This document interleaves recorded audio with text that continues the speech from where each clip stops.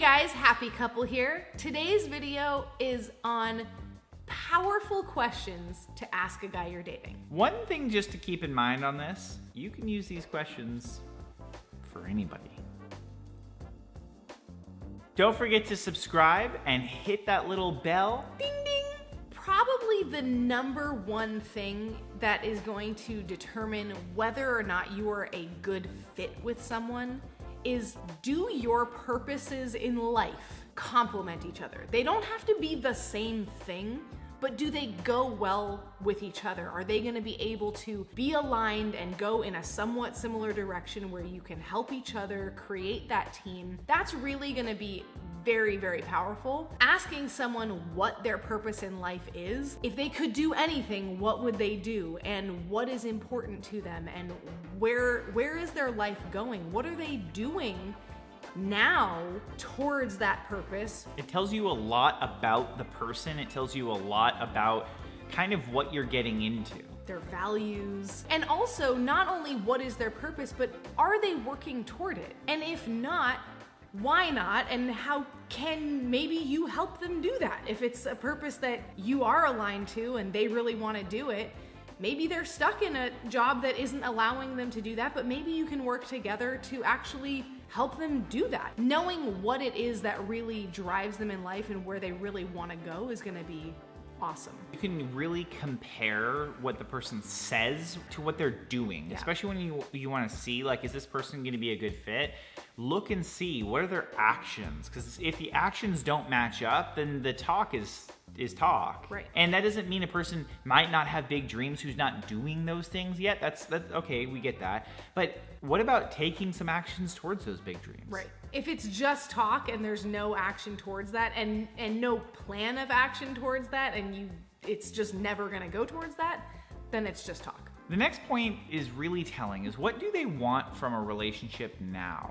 It is really easy to get caught up in like the lust side of it and all of this stuff like right at the beginning of a relationship and kind of omit the fact that like you maybe want to actually have a relationship, finding the right person that you want to make your life with. And if they're like, nah, I'm just looking for a side piece, you know, and you're like, okay, that makes no sense because that's not what I'm looking for at all. Just make sure that you know what that person's actually looking for. And I will tell you, it can be a little disheartening sometimes for, you know, friends of ours who are single, who, you know, try and look and say, you know, look, there's not guys who are looking to do the same thing that I'm trying to do, or they're not looking for it. And I've heard that, and I will tell you, there are many guys that I've heard the exact same thing from. There is a person in the world who is the right fit for you, and there's a person who's gonna be so aligned and perfect for you. You might just need to look. Don't settle on having a relationship right now just because there's a human who would be in close proximity to you,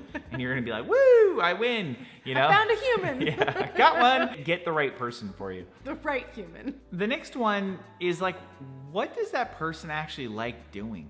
Common activities, common, you know, things like, let's say they're really into rock climbing, but you're completely afraid of heights and would never go rock climbing. That doesn't mean it's necessarily a bad fit, but it does mean if you start to have that and then the next thing and then the next thing and the next thing and the next thing, and you're like, wow, we're just never gonna be together, it kind of tells you a good indicator about whether this thing's gonna be somewhat aligned or not. And again, that doesn't mean you guys have to have 100% of the interests all at the same time. We have a lot of different interests. Totally. But we also have a lot of things that we enjoy doing together, or similar interests where we can actually do things together and enjoy it and talk about our activities and have understanding and share excitement about it. We do different styles of working out, but we're both passionate about working out. Hey, I learned this new trick. Oh, I rode this long on my bike, and we can, you know, go back and forth and both be excited about it. But also, like, I wasn't super passionate about working out when we first got together. That's true. But we had the purposes aligned, like what we talked about earlier in the video. And then over time, I actually got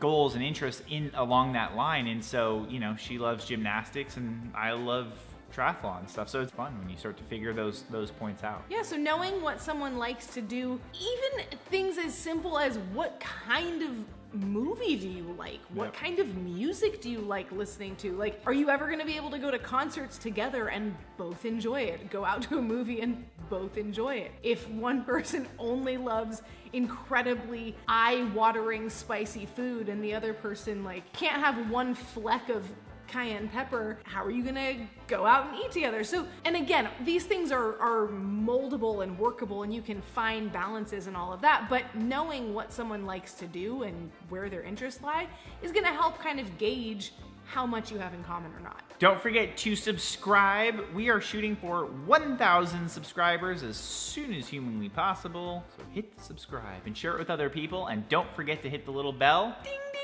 If you're watching this after we've hit 1,000 subscribers, still subscribe, because then we need to hit 10,000 and 100,000 and 1,000,000 so we can get our message out to as many people as possible.